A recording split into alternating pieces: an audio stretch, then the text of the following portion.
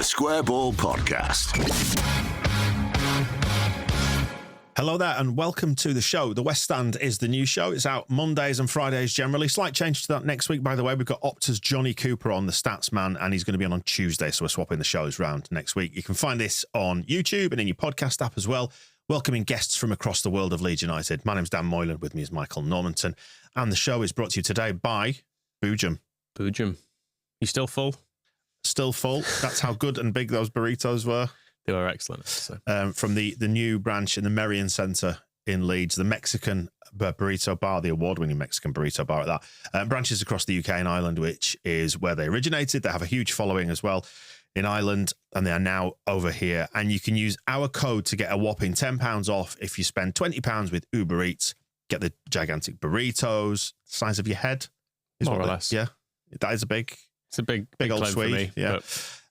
But they do bowls, they do tacos, nachos, all the usual stuff, all the fillings, all the flavours and all the sauces. They did send a lot of food to us for lunch the other week, and we are still recovering from the size of the feed that was dropped on our doorstep. It was great, wasn't it? We really enjoyed it. Really good, really good. Very good. Lunch, dinner, nights on the sofa, front of the telly, and of course on match day as well. You could get one in for the Bristol game at the weekend. £10 off the £20 minimum spend with Uber Eats, and we'll put a link in the show description. You can get your discount code now at boojummex.com/TSB. That's where you'll find the terms and conditions as well. That's BOOJUMMEX.com/TSB.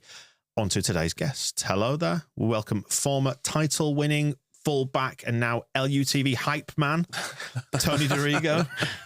Is that hype man? Okay, let's go with hype man. Thanks again for coming back, Tony. So we're just ahead of post Sheffield United and Watford and into pre-Bristol, and things, I think it's starting to take shape is the conclusion that we came to on yesterday's show. Certainly starting to look that way, isn't it? Things looking all right in LS11 at the minute. Yeah, sure. I think 2 away games, certainly after the Sunderland game, I did not feel very well. I felt hugely disappointed and sick, and for lots of reasons. We deserve to win, obviously. But yeah, since then it's been 2 good performances. One extremely good, I have to say, against Sheffield United. That was really impressive as a 90-minute performance.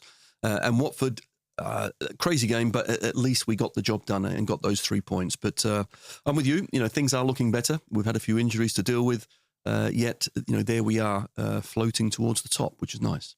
When you are a professional footballer, you get involved in these games, I guess, where it turns into a bit of a grind. Whereas, the Sheffield United game felt like it all just flowed. There was an energy to it, whereas we had to kind of dig deep and navigate more challenging circumstances against Watford. Can you sort of sense that when you're a player? You just feel sometimes there are games where you've just got to grind. Sure, yeah. Sometimes it doesn't always work perfectly when you're going forward.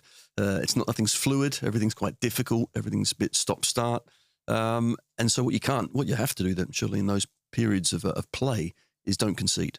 Somehow, some way, make sure you don't concede, because eventually, things will come back around and you'll start playing again. But I always love a grinding 1-0 when you think, well, we've played rubbish there, but you know what? We've got all 3 points. Those are the sort of wins I like. What I don't like is we played great and we got a draw. That was Sunderland. Yeah. So, these games where it doesn't quite flow and the passing doesn't work or whatever, I think it's exasperating as a fan, isn't it? You sit in the stand and the go-to kind of explanation for it is always, well, they're paid tens of thousands of pounds a week. Why can't they kick a football to each other? What is it that sometimes just happens? Is there a knowable, tangible thing that happens, or does it just go that way sometimes? No, it just goes that way because you always try and go back to basics, back to what you've been taught, back to what the manager wants, and you keep trying to do the same thing. As long as you keep trying to do the right thing. What I find, for instance, when we score and we go 1-0 up, then automatically sometimes you see teams just drop back 2 yards. Well, that's wrong. You just keep doing exactly the same thing. But it's this mental thing that sometimes players and teams do. And I think the same with playing. If you suddenly, that fluidity's gone, you give a pass away, you've got to keep trying to make the same pass, keep trying to do the right thing, not suddenly change your game. Because you're a golfer as well, you're a keen golfer. Mm-hmm. Do you find that happens on the golf course? Sometimes there are just days when the swing just will not connect with the ball properly. That's every day, to be fair. That's absolutely every day. What are you playing off at the minute? 3.7. Right. Oh, would anyone like to challenge me? I'm off 7.7. That's good. 3.7, yeah. That's better than I am. What are you? About 50. About 25.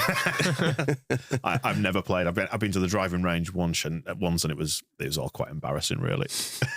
As an ex-player, out of interest, how did you interpret Watford in the second half and the number of injuries and things they had? Because I thought they were genuinely falling apart in the second half and tired and cramping up because they were losing. So I couldn't get my head around it. But I've seen lots of people maintaining that they were deliberately doing it to break up our rhythm and when we were sort of getting back on top. But I found that aspect of it weird as well. Yeah, no, I don't see that at all. I see that they were a team that were certainly trying to produce a performance after some poor away performances, 2 horrendous mistakes. And then I'm sure the manager said at half-time to them, right, what are you all about, guys? Are you going to just chuck this one in or are you going to show me what you can do? So I thought they worked really hard. And I thought there were 2 or 3 players that were, kind of here, there and everywhere, up and down, chasing. We had plenty of possession, so they had to work very hard, but cramp is cramp, and then a few of them certainly went down with cramp, and then eventually came off. So no, I don't see that. In spells, do you think that was the most difficult challenge we've faced this season? I thought they were one of the better sides we've faced. The start of the second half, we felt like we were under the cosh in a way that we're not particularly used to this year, because I don't feel like anyone else has done that. And it wasn't for long, but for 15 minutes, it was quite uncomfortable. It was. I think 15, 20 minutes, you're right. I think I talked about it in commentary as clearing our heads in the second half. It took a while for us to get back to our normal play and then start to control things again. But, it was difficult. And halftime team talk, we just didn't start in the second half, really, did we? And they came out, with a gusto. And then from being 2-0 down to suddenly them scoring and them having a chance, you could see that they thought, hold on a sec, we might get something here. And for us, as I'm commentating, I'm thinking, we can't lose this, surely, can we? Can we? And we have done, in previous games, but then I thought we got back on top, but it took a while. There was a bit of Ellen Road anxiety there, wasn't there? At 2-0 when we didn't capitalise on it. If we'd got the third, I think at any point in that game, it would have put the whole thing to bed. But 2-0, it's quite a dangerous scoreline, isn't it? Because your next goal can flip the entire script, and it did. You know what? I'm not having that 2-0 as a dangerous scoreline. You know what? I'd rather be 2-0 up and I'd say, oh, that's a dangerous scoreline. I know what you're saying. It's that in next reference goal. to the next goal, the difference to the next goal. Yeah, no, for sure. But I felt it in the crowd as well. Yeah. Same as you guys did. And I think, why don't we just score that third goal? We had chance after chance after chance, and we just couldn't put them away. I think psychologically it was a weird game for that as well, because generally speaking, to go 2 up, particularly in the time we did, you have to be playing well. You have to come out flying out the blocks, and as we could have done against Portsmouth, we could have got 2 or 3 in the opening 10, 15 minutes in that. We did play fairly well, but we didn't deserve to be two goals up. It was catastrophic goalkeeping that led to it. And then Ramazani goes off injured, and it's weirdly, it's a sort of oddly deflated atmosphere to say you're 2 goals up when there's 10 minutes gone. It was a bit odd from that point of view. Yeah, I thought so too. Yeah, I think when we lost Ramazani, do you agree that?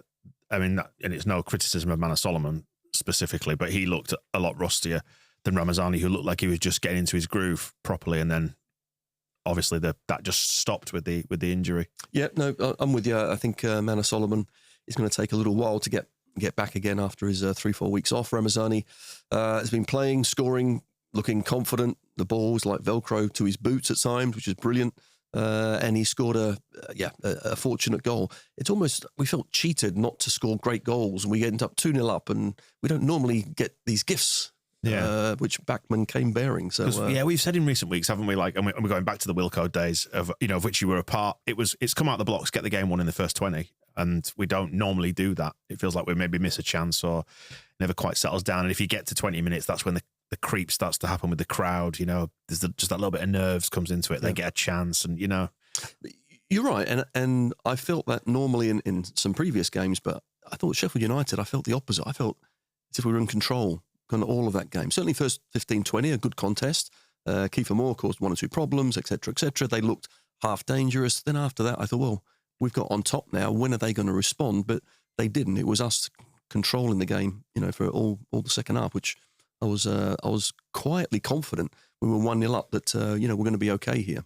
On the general control of it, I think since we last spoke to you, we've completely changed the centre of midfield. Looks all right, doesn't it? It looks more than all right. It really does. It's we talk about the missing Gruev and Ampadu. I think what we've now got in Tanaka and Rothwell is a lot more technical ability.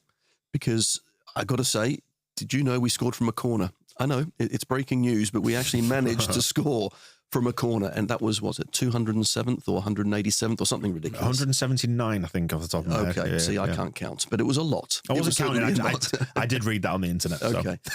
So Rothwell has been taking the corner kicks, and more often than not, I'd say 8 out of 10 they've been on the money in the right area.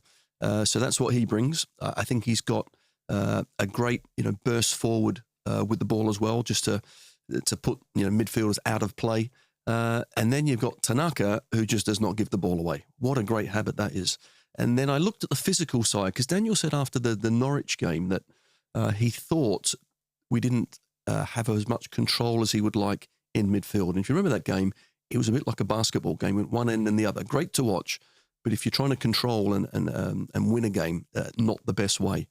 I think since then we have controlled it, and it's been down to Rothwell and Tanaka. They've been superb. They really have. Yeah, it's funny how that's been forced upon us, and yet we seem to have improved almost as a result of that. Just a little bit further back in the defensive part of the field, we're going to miss Junior Firpo for the Bristol game because he's suspended. What do you do at left back? Do you go for Schmidt? Do you think it's Sam Byram?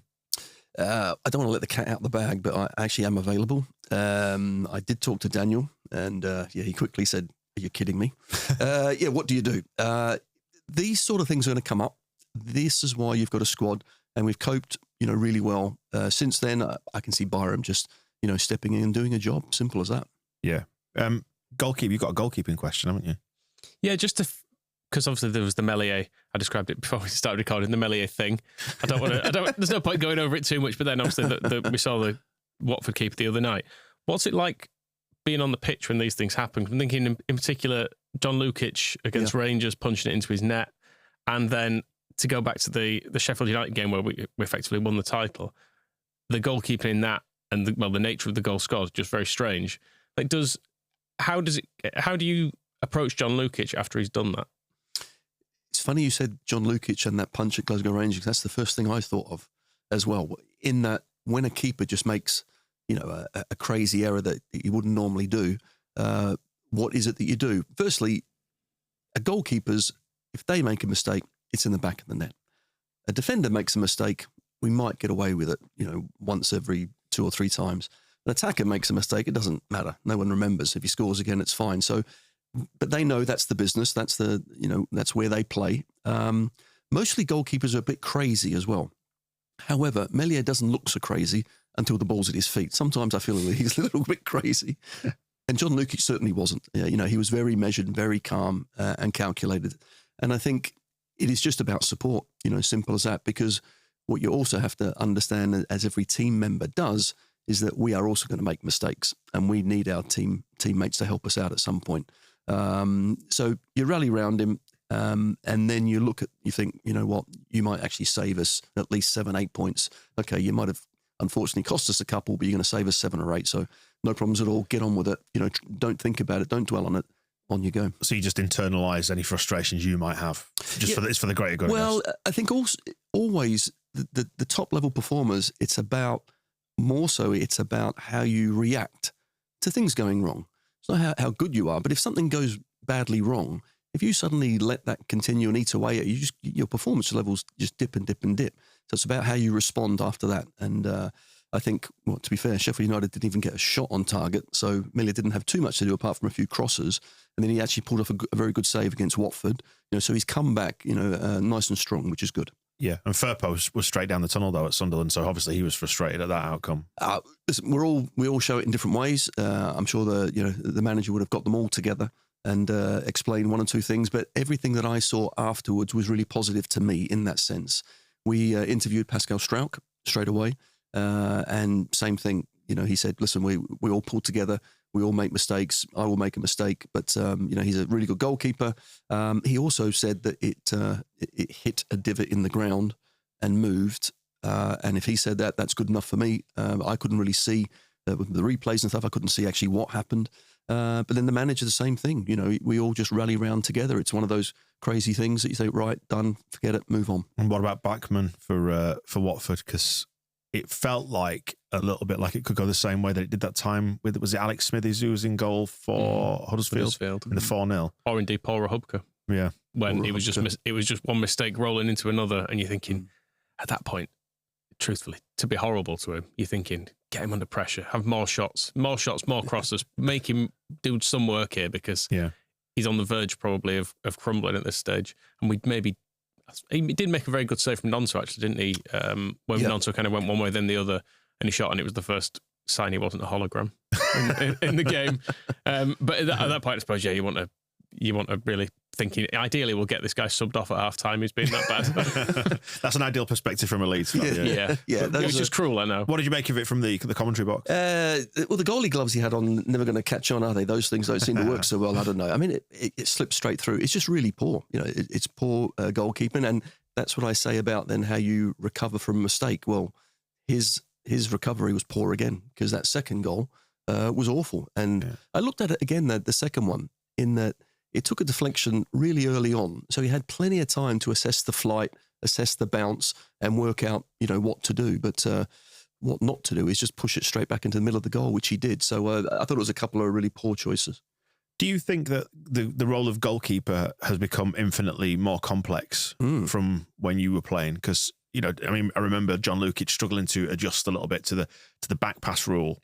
That's probably been quite generous to him. But that felt like he was a bit rabbit in the headlights, wasn't he, when he was receiving passes? Yeah, but the ball at his feet was completely alien to him, wasn't it? But now you're asking keepers to have the ball at their feet and to act as almost like an 11th outfield player. And you look at Edison at Man City, for example, as a keeper. He was an outfield player who ended up in net, and I can't quite imagine John Lukic being outfield. You are right in that we struggled that particular season. The law just changed, and we did not adapt very well. And John Lukic, if you think all of his career, when the ball went back to him, all he did was pick it up and then either bowl it out or boot it up the pitch. And all of a sudden now he's been asked to play like Beckenbauer. He couldn't. Simple as that. So, we're having to come up with solutions of kind of not to play it back to him, or play it only in a certain time, in a certain way. So all of this extra kind of pressure on the goalkeeper, you're right. But now what you're seeing in the likes of Edison and Alisson and what have you are ball-playing goalkeepers. Manuel Neuer, for goodness sake, he's the keeper sweeper. He can do all sorts of stuff. So it's a technical position now in lots of ways, but you have to be good with the ball at your feet. So getting to the end of that Watford game, happy to have the 3 points in the bank. I think we all just came out of it feeling like that was a bit weird, but there's sometimes like that. It's a game we're not going to remember in 6 months' time when we look back down the list of results on Wikipedia for the title season, hopefully. I like it. Yeah. Then you will go, that was a bit of a weird game, but we won. And if Joseph sticks in the header, which he should, then it goes 3-1 on paper. It just looks so much more comfortable. Yeah. Whereas, as it is, you're still in injury time, because I think there are 8 minutes added on as well. So you're still at that point going, please don't let it drop to him somewhere, or another pitch problem. Incident. So the question at the end of this is, do you think we're the best team in the division? Then do you think we might, we've got it within ourselves to go and win it? I think we've got it. Well, we have got it within ourselves to go and win it. We should, given the budget that we've got available to us. But what do you see? Do you see the best team in the division? What I see, how the biggest competition we've got is ourselves, because I don't see it being anyone else. It's how we handle things. I think you're right. I think we've got some really good players, but more importantly, I think we've got a good team. I've now looked at the supposed challenges. We've played them all. So Sheffield United, Burnley's, the Sunderlands, the West Broms, everyone that's up there. We've kind of had a game against them. Quite clearly, there is no Leicester, there is no Norwich, unless Sunderland keep doing what they're doing. But no, I look at us. Have we hit top form yet? I don't think so. Have we started taking more and more chances that we create? No, I think we can improve there as well. So I think we've got some improvement to do, and if we do, I think we can get to where we want to be, and that's at the top. Do you see a growing confidence within the squad? I feel like I do.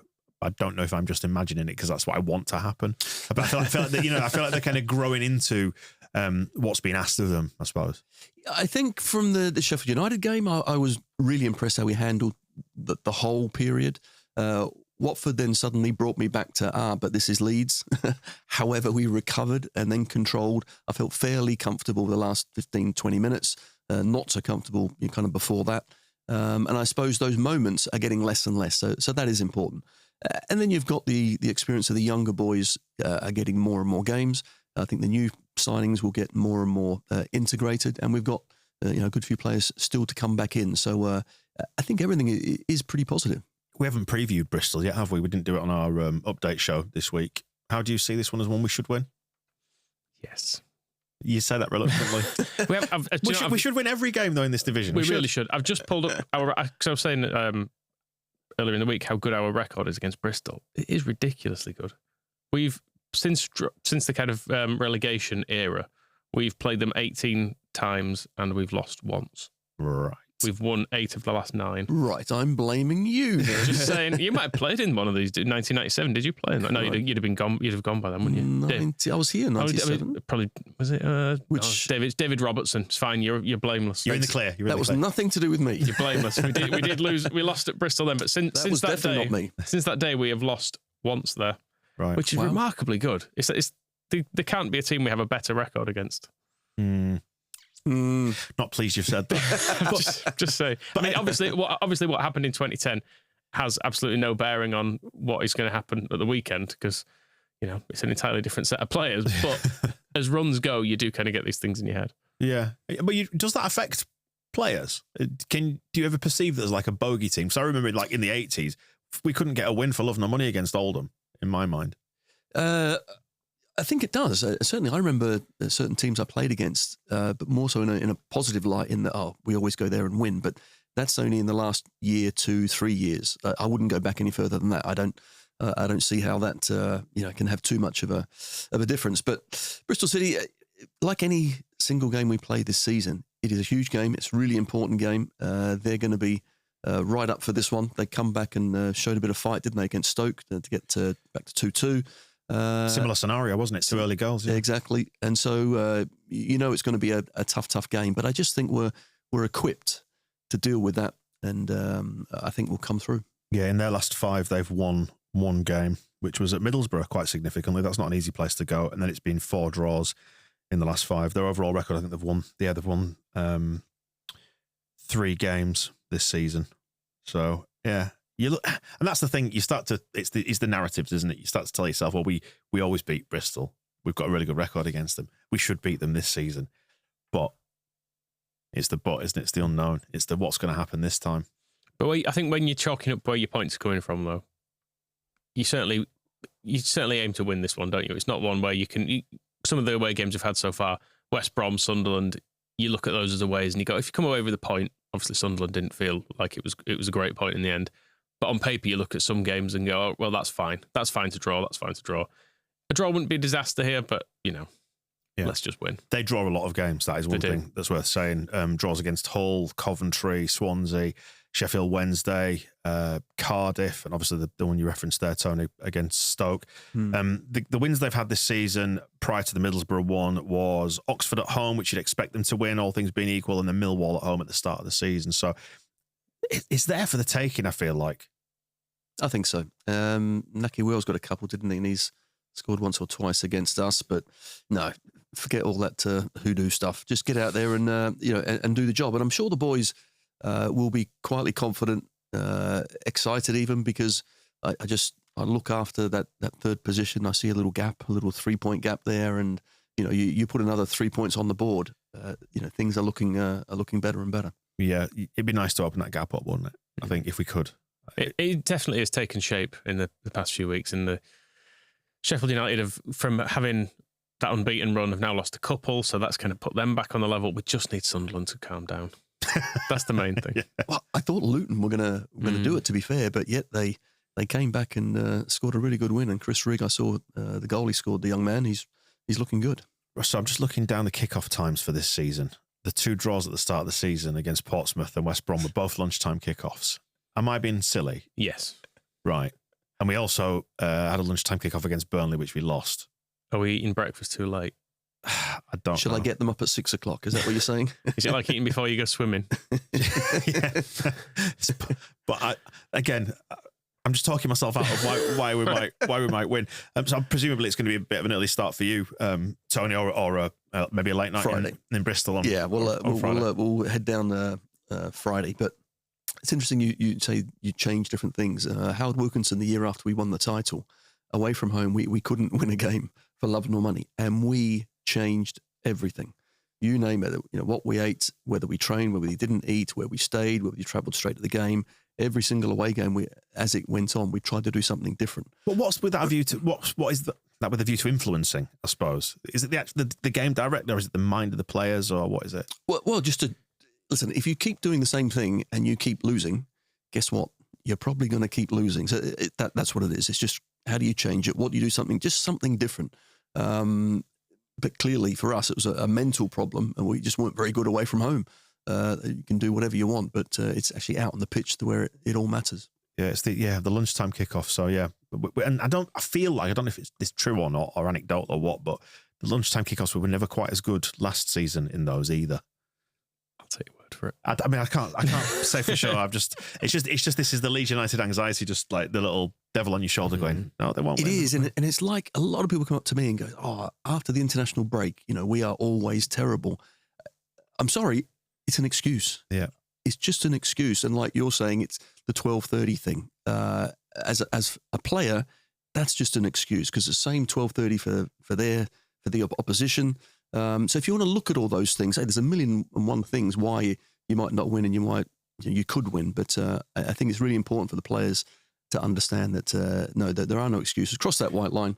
That's it. You're on. Although we are likely to see some slight changes, as we mentioned. Firpo's going to be out due to suspension, so a change at fullback. Ramazani likely not to make it as well, injury. Yeah, you would think from the other night, maybe Dan James will start. Nonto to the left, would you say? Because he looked pretty sharp, didn't he? Yeah, I think so. And then we'll have presumably a debut potentially as well with Gilivogi. Yeah, maybe he'll be on the bench. They said on the website, didn't they? As long as his work permit clears and everything, he'll be on there. So it seems, we were saying earlier, it just feels like a very sensible sort of signing to make at this stage when we've got some gaps in the squad. Well, absolutely. I mean, just think if one of our midfielders goes down in the next 2 or 3 weeks, then everyone will be shouting, well, why didn't you just go and get a free transfer? Because just a bit of an insurance policy. I know Daniel beforehand, rightly so, was reticent to do it because how long are they going to take to get up to speed and what have you? But once you've got a couple of injuries that will last a couple of months or so, then it seems a no-brainer just to have a bit of an insurance policy there. And obviously, Gilivogi can play midfield or at centre half. Plenty of experience, and that's exactly what we need at certain times. So yeah, do we go Dan James? Did we decide? I would go Dan James. Right? I think so. Yeah, absolutely. I mean, James comes on. He looks fit and flying. We know the speed that he's got. I think Solomon just didn't quite look the same to me. And James, I think at this level with that speed, he causes a lot of problems. Just with reference to that and his what he brings to this team, he actually played an amazing through ball on Tuesday night. I like the fact that he's just dead fast. It sounds really basic, but I do want sometimes in this division. I do wonder if we've maybe overcooked it or overthought the approach against certain teams. And actually, sometimes just turning the defenders and getting them running back towards their own goal with someone fast like that and sticking the ball in behind them. We've seen it happen a couple of times with Mateo Joseph as well, haven't we? Actually? The two of them coming on the other night, it pushed us further up the pitch because all of a sudden Joseph stood on their centre backs causing trouble. James, they know they can't leave a gap in behind because they'll just run into it. And it did just force them backwards at a time when it still got a bit of momentum. It died off a little bit, but there was still that pressure there, I felt like, and it's just move it up the pitch. You're absolutely right. And I think speed is always going to be a danger. Simple as that. And the longer the game goes on, defenders are tiring. And if James comes on, my goodness, you're going to be in trouble. You're thinking, oh, God, I don't want to chase this boy. This guy. So you'll give him 2 or 3 yards, or if you're sensible, you will. And suddenly that opens up the space and you have then options to play. I think there was a ball into the channel as well for Mateo Joseph, who was second best. He was 2-3 yards behind. But he sprinted, got there, leant on the defender, and all the defender could do was just kick it out for a throw-in to us again.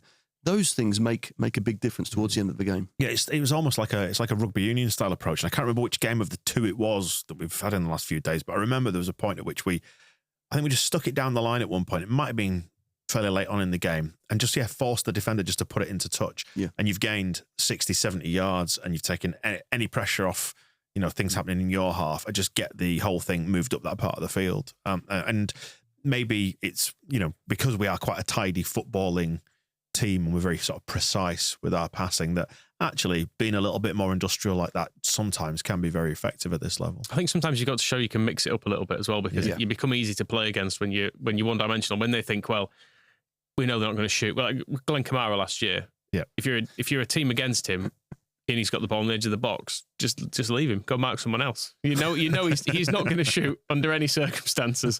So it's easy to play against in that respect. But yeah, if you can mix it up, I think it's a good thing. You're absolutely right. As a defender, if I know you're a one-trick pony, then I'm on for an easy day. Yeah. If I don't know what you're doing, then I've got a bit of a problem here. So, what is it that I do? I think with James, especially away from home, I think he's even more potential weapon. Because I think sometimes we can sit deep, nice and tight, but we break so quick. I'm thinking Sheffield Wednesday, Matteo Joseph, great ball, James straight through, and scores. And the home teams will, press on at certain times. I think that as a weapon is a really good one. Are you noticing a lot of teams just doing that, just sitting off us, even in games like Sheffield United did? That came as a bit of a surprise that Wilder didn't at least try and go toe-to-toe with Leeds a bit. And do we expect Bristol maybe to do the same? The Sheffield United approach, I'm with you. That it was a little bit surprising. I thought if they think that they can come and beat us and show how good they are, they were doing it in an interesting way, or really trying to catch us out rather than dominating the game. But I think what it showed is we were just certainly better than them. Simple as that. As their manager said, Bristol City, they're not going to come and just attack us and attack and attack. I don't think that's the way to play us. It's really trying to make sure. Actually, I'm not going to even say that. I'm not going to give the game away. You're right. I have no idea how to play against us. All right, so let me ask about pace as well, because you were very fast as a footballer. Did anybody have you for pace? Can you remember how you dealt with them? Don't be silly. Don't be silly. Was there anybody? I tell you, the thing that I was concerned about was the ones that were really quick, but also extremely strong. I remember years and years ago playing against. Not directly, but I come up against him on the pitch against Dalian Atkinson. And Dalian got the ball and he just knocked it. And he went past our centre-half as if he wasn't there. But I'd kept up with him. So I'm right there with him. And as I've gone shoulder to shoulder, he's just gone, boom, see you later. And I've gone flying and he's carried on. So I thought, okay. So when you do nudge a player, even though I'll be smaller than maybe the other players, there's times to do it. You need to time it correctly, and you can then beat that strength. But otherwise, you're in a bit of trouble. So that's the only one that would cause me. Anything else, I'm always confident to get the better of. But speed is also in the mind as well. It's positioning. It's lots and lots of things. But out and out racing, I was quite happy over. Probably 20 yards or so, I could beat anyone. You'd have been at Villa with Tony Daly as well. He was rapid. He was lightning as well. Yeah, Dales is great. But it's funny, during that period, you had lots and lots of wingers who were like really quick and skillful until they crossed it. And then it would end up in row Z. They'd do all this amazing stuff and put it in row Z.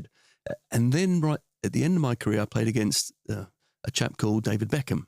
And this guy was never going to beat me. But guess what? He never wanted to, because he wanted to bend it around me this way, drive it this way, so he used his strength. So wingers who come and took me on, I quite liked that challenge. That was a good challenge. Yeah, you'd have Beckham as a wide midfielder rather than a winger necessarily. Yeah, well, the most difficult opponent I've played, I could honestly say right up with one of the most difficult players would be Gordon Strachan. Right. So when I was at Chelsea, I think I played against him when he was at Manchester United, and he was playing right midfield, and he went back 5 yards and inside 10 yards. So I'm now like 25 yards away from him. So he's coming nowhere near me. I'm thinking, well, at some point I'm going to have to go towards him. So when I ended up going halfway there, he'd get the ball and then chip it behind me to Mark Hughes. I'd have to spin around and go and help out my defenders. Mark Hughes would then give it back to Gordon Strachan in 10 yards of space. I thought, you little bugger. You little... So when I came to Leeds, first thing I did, obviously, was get near him and kick him. But what I mean is he's a clever player. He used his brain. He made it really difficult for me to go anywhere near him. And any time I then got back in position, he'd pick it up in some space. So for me, that's a really clever player. Yeah, finding pockets of space. It felt like that's something that Pablo Hernandez was always really good at. Yeah. Just drifting between the lines. Read the game. Yeah, do you see anybody in the current Leeds squad who's good at just picking those little pockets of space at the minute?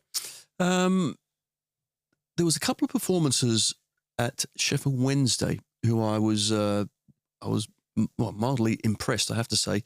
I thought Brendan Aronson at one point was looking really good, and then second half Gnonto. I think he's been allowed to kind of drift a little bit more and get into those pockets. And we talked about Jorginho Rutter and what we've kind of missed from that. I think during that game I saw a couple of options there, which could be good going forward. And I think both will have to play their part. But I think they did a good job.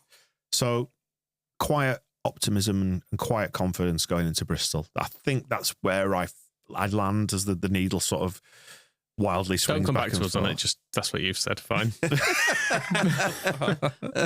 And safe travels down there, Tony. You and Bryn heading down there. Don't get up to any mischief on Friday night because we need you on comms on Saturday lunchtime. Goodness, why did you say that for? Okay. So what will you be doing? Can you give us a little insight, you and Bryn? Well, what we normally do, we find a nice little Italian somewhere, a little cheeky bottle of red, and then we put the world to rights, and then we preview the game together. And I'm always confident, and Brendan's always kind of wetting himself. Basically, that's how it works. It's interesting that he acknowledged his own kind of negativity, didn't he? Actually, when he came in at the start of the week, he said, "I am not an optimist by anybody who knows me would know that I'm not an optimist." So it's nice to know that it's a good balance. See, yeah, both sides of the force. Yeah. Fingers crossed for 3 points, and ignore everything I said about the 12:30 kickoffs. That's the important thing. It's in the past. It is in the past. It's gone. Enjoy the game, Tony. Thanks again for coming in. Lovely. Thanks, mate. The Square Ball Podcast.